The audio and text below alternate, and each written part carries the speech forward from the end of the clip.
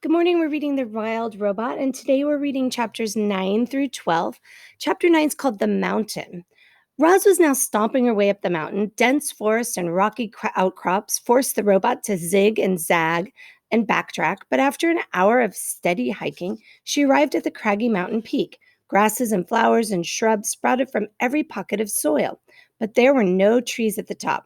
Roz was safe from those annoying pine cones. She dusted herself off and then carefully climbed up a leaning slab of stone to the very highest point of the entire mountain. The robot slowly turned her head completely around. She saw the ocean stretching to the horizon in every direction. And in that moment, Roz learned that you and I have known since the beginning of this story.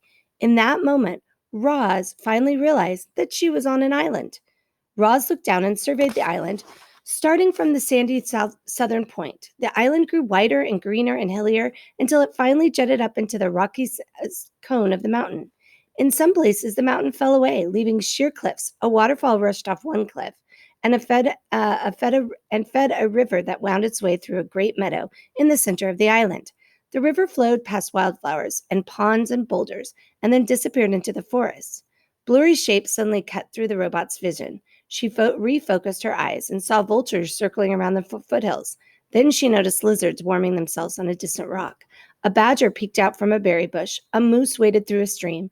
A flock of sparrows turned in perfect unison above the trees. The island was teeming with life, and now it had a new kind of life, a strange kind of life, artificial life. And there's Roz looking down at the mountain. The next chapter is called The Reminder, Chapter 10.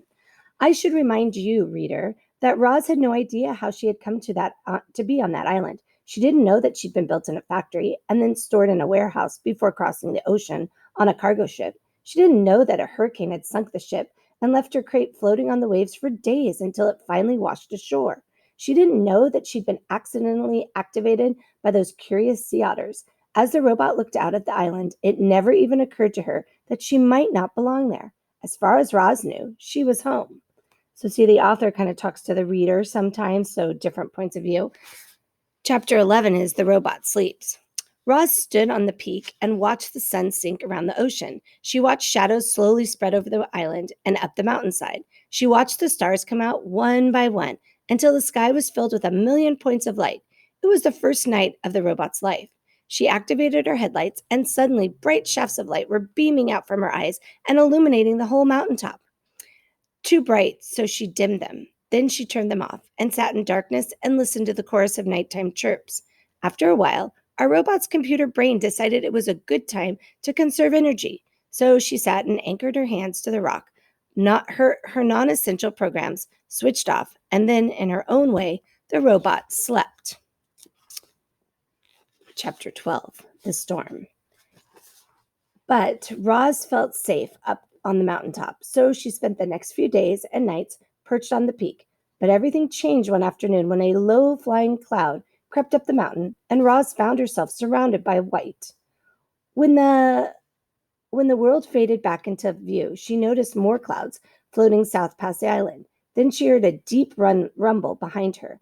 The robot turned her head around and saw that the sky was filled with a swirling wall of darkness. Light flickered here and there, more deep rumbles. So there you can see the lightning that was happening. A storm was approaching, and it wasn't just any storm. It was as fierce as the one that had sent the cargo ship to the ocean floor. The wind picked up, and the first drops of rain tapped against the robot. It was time to go. Roz unclamped her hands and began sliding down the peak. Her sparks flew from where the body scraped against the leaning slab of stone. As soon as her feet hit soil, she was off and running. The rain fell harder, the wind blew faster, the lightning flashed brighter, the thunder cracked louder. So much rainwater was falling that rushing rivers of runoff started springing up everywhere. Roz splashed down the mountain, searching through the gloom for any kind of shelter.